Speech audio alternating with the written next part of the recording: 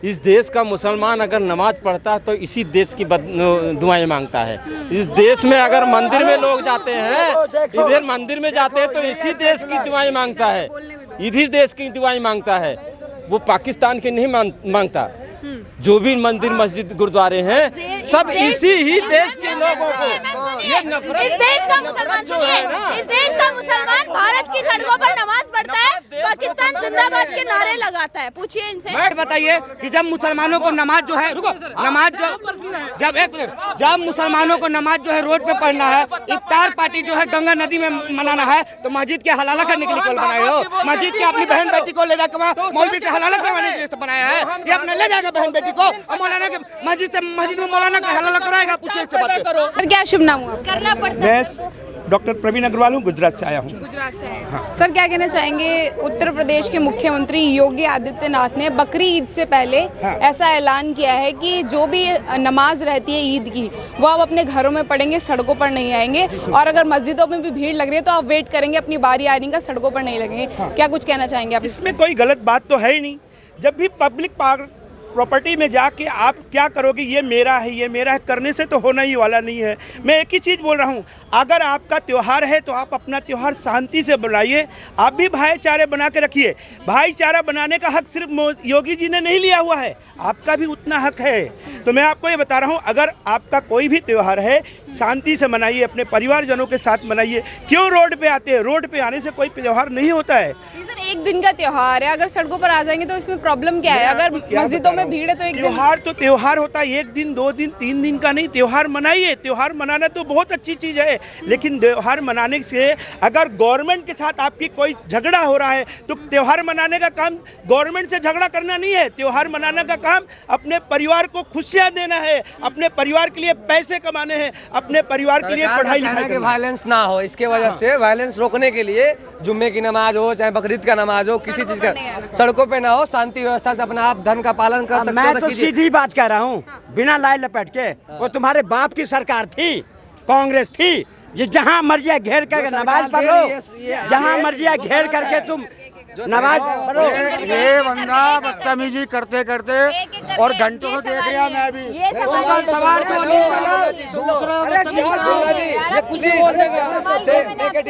सवाल पूछा मैंने आपसे, ये सवाल नहीं है मेरा। हराम गाली दिलाओगे? गाली कौन दे रहा है? गाली नहीं दे रहा। तो नमाज तुम्हारे आज आप यूपी की बात कर रहे हैं, उसका गलत मेंटलिटी होती है। बंगाल के अंदर में 15 साल नहीं 35 साल से सड़क घेर करके नमाज पढ़ते थे।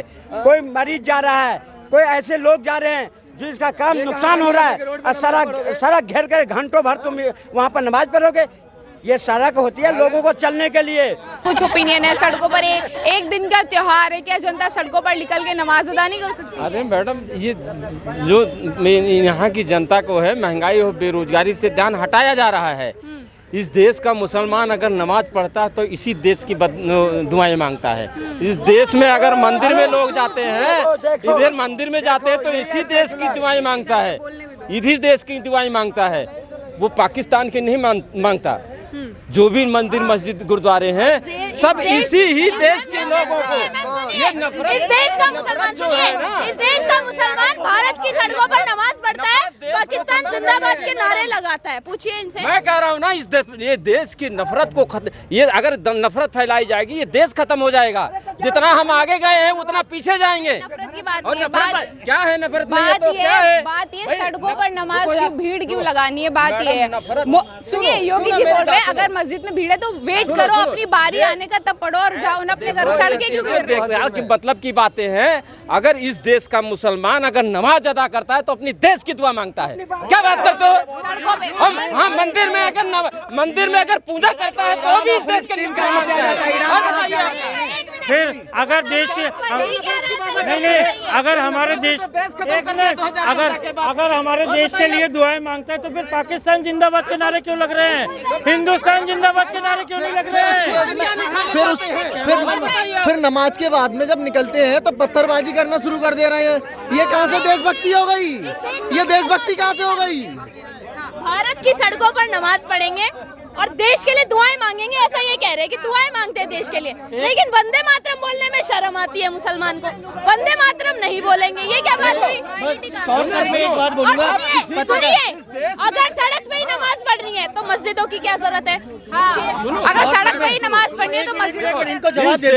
एक काम करिए, इनसे कहिए अपने ये हाथ में पहनी हुई मोली उतारे, नीचे की टोपी कटवा के ऊपर लगवा ले, वो ज्यादा अच्छा रहेगा।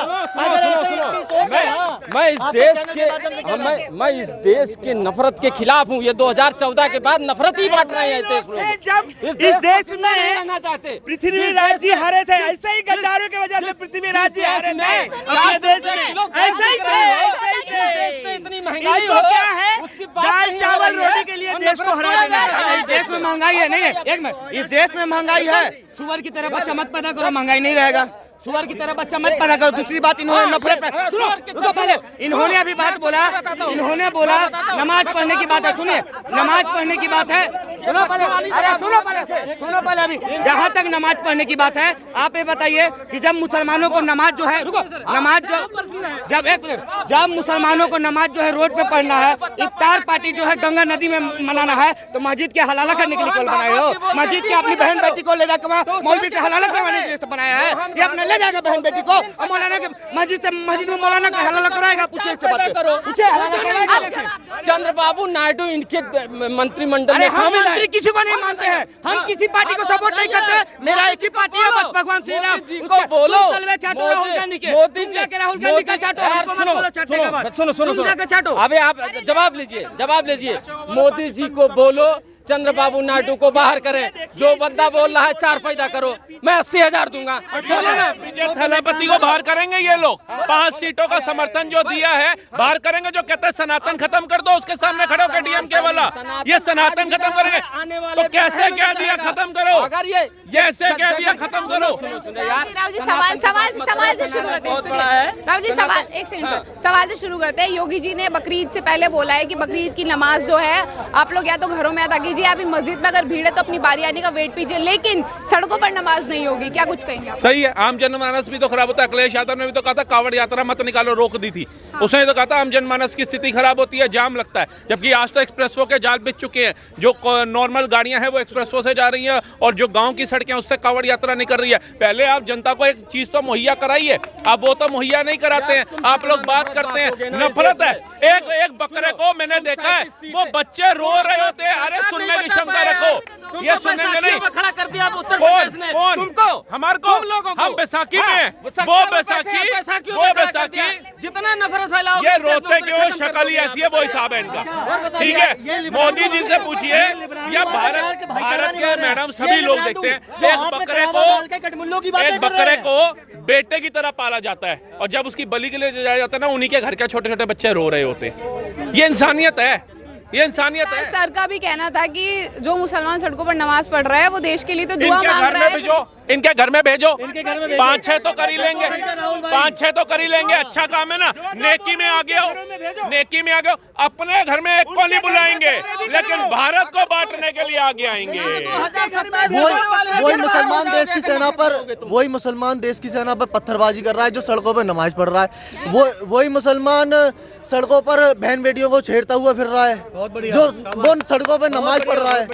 सड़कें जो है पब्लिक यूज के लिए, ना कि नमाज के लिए। बिल्कुल सही बात है। पहली बात है मैडम, ये तो खुदा भी कहते हैं ना, इबादत अच्छी जगह पे, स्वच्छ जगह पे होनी चाहिए।